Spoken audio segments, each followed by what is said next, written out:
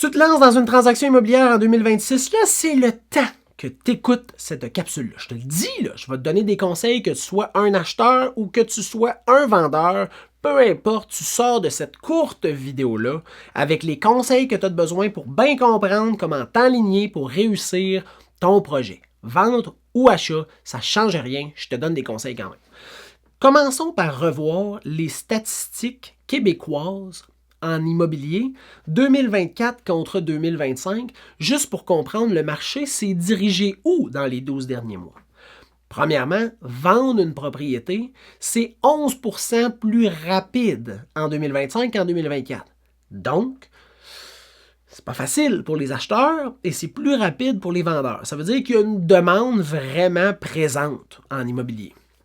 Il y a eu 1% de moins de baisse de prix ou de négociation. Ça veut dire que de plus en plus, les propriétaires mettent leur propriété au bon prix ou il y a eu vraiment beaucoup de demandes, ce qui a fait qu'il y a eu plus d'offres multiples et ça a moussé les prix de vente.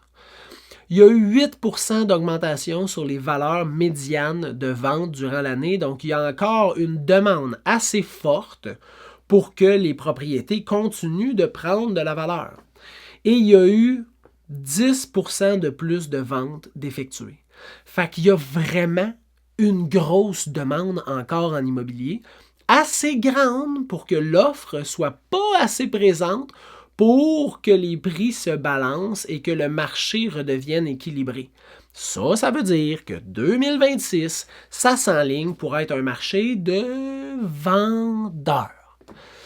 Qu'est-ce que ça fait un marché de vendeurs? Ben bingo, c'est là que je te donne une couple de petits conseils, que tu sois un vendeur ou un acheteur. Et on va commencer par les vendeurs.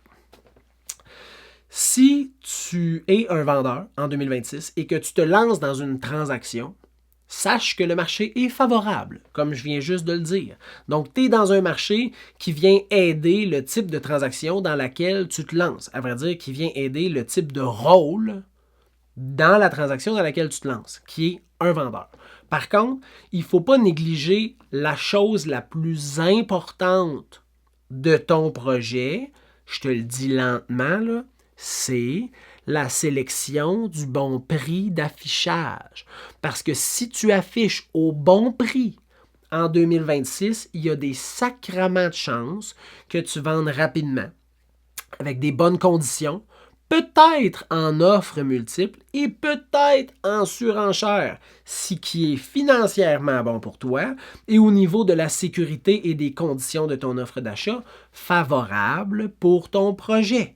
Fait que c'est le point le plus important en immobilier et encore plus dans une situation où ça favorise le rôle dans lequel tu es, qui est un vendeur, parce que tu veux maximiser le plus possible cette chance-là que tu as présentement sur le marché.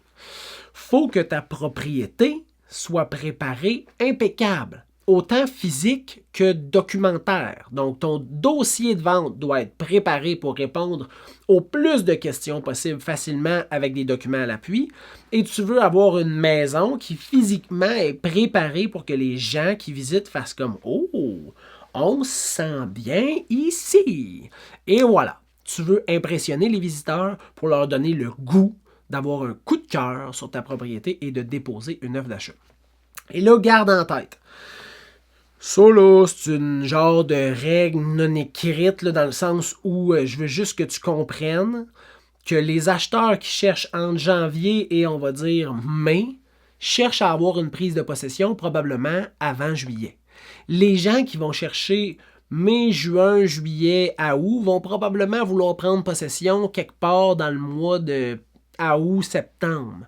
Et les gens qui cherchent août, septembre, octobre, novembre veulent prendre possession plus souvent qu'autrement avant Noël. Fait que si tu n'es pas prêt à mettre en vente début 2026 et que tu risques de mettre en vente l'été, ben tu sais c'est quand que les acheteurs vont espérer avoir un acte de vente et une prise de possession. Fait que je leur dis là, janvier à juin, ils veulent ça avant juillet. Mai à août, ils veulent ça à août-septembre. Et à août à novembre, ils veulent ça avant Noël. Tiens-toi là pour dit. Ces petits conseils-là peuvent faire une différence dans ta transaction, puis t'aider à maximiser et à bien prévoir et préparer ta transaction. Si tu es un acheteur en 2026, ben c'est sûr que, comme j'ai dit, c'est un marché de vendeurs. Hein? Fait que tu pars avec une strike. Tu es déjà dans un marché qui ne vient pas favoriser le rôle que tu as dans une transaction immobilière. La première chose, ça va être la préparation. Je le sais, tu dis François, t'es fatiguant avec ça, tu nous en parles tout le temps. Mais c'est parce que c'est ça qui fait la différence sur une transaction. Ça veut dire avoir des bons professionnels qui vont travailler avec toi, puis une pré-autorisation hypothécaire, une pré-qualification hypothécaire qui va nous mettre déjà sur une piste de combien tu peux te permettre. Fait que si tu peux te permettre 650, que la maison est 500, puis que vous êtes en situation d'offre multiple, puis tu fais un offre à 536, bien clairement, financièrement, il y a des maudites bonnes chances que ça passe. À moins que tu te sois acheté un bateau, que tu ailles loader tes cartes de crédit, que tu comprends? Hein? Fait que la bonne préparation, ça fait toute la différence. Puis d'avoir des bons professionnels qui vont te suivre dans ton projet va faciliter toute la navigation jusqu'à la réalisation de ton projet qui est devenir propriétaire, ramasser les clés et habiter là. Ou investir et à ce moment-là, optimiser ton investissement. Sache que cette année, en 2026, il va falloir que tu sois stratégique. Oui, stratégique.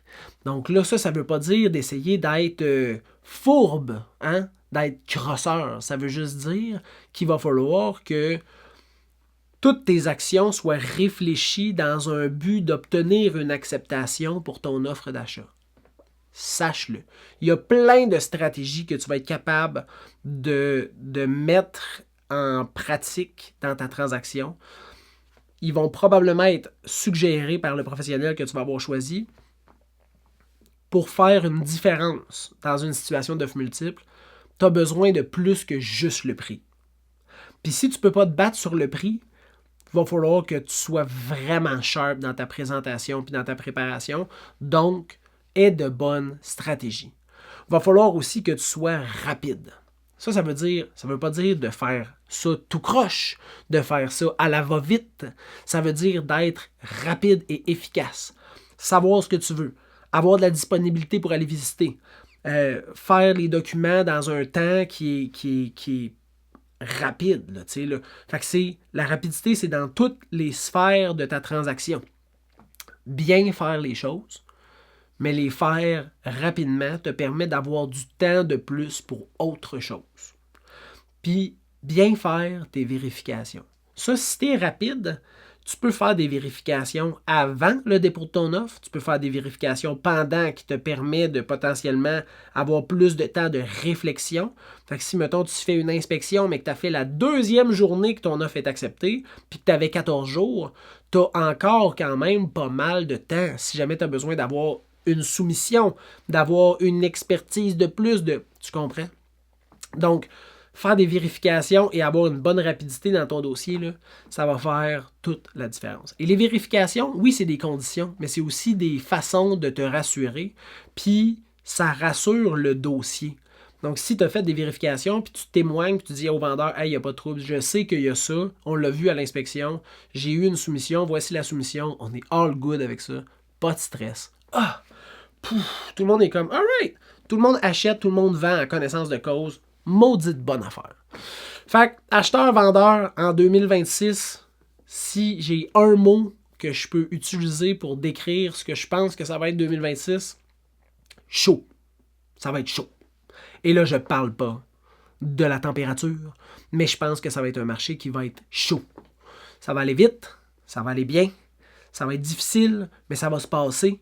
Et j'ai l'impression que le marché va continuer de prendre son souffle et de continuer sur le même élan qu'on a pu voir entre 2024 et 2025. Je pense que 2026 va comme continuer cette vague-là pour une autre année. On saura le voir dans les prochains mois. Je vais continuer de vous informer des statistiques, mais c'est ma prédiction à 2 sous. Si vous avez des questions, vous pouvez nous écrire au info, @serviceimmobilier.ca ou aller au serviceimmobilier.ca et aller dans l'onglet Contactez-nous pour nous contacter, pour qu'on puisse t'appeler et répondre à tes questions. Je vous souhaite une merveilleuse année. Je sais que vous êtes tanné de vous le faire dire, mais je vous souhaite de la santé et la réussite de votre projet immobilier. Si on peut vous aider là-dedans, ça sera bien cool. Bonne fin de journée.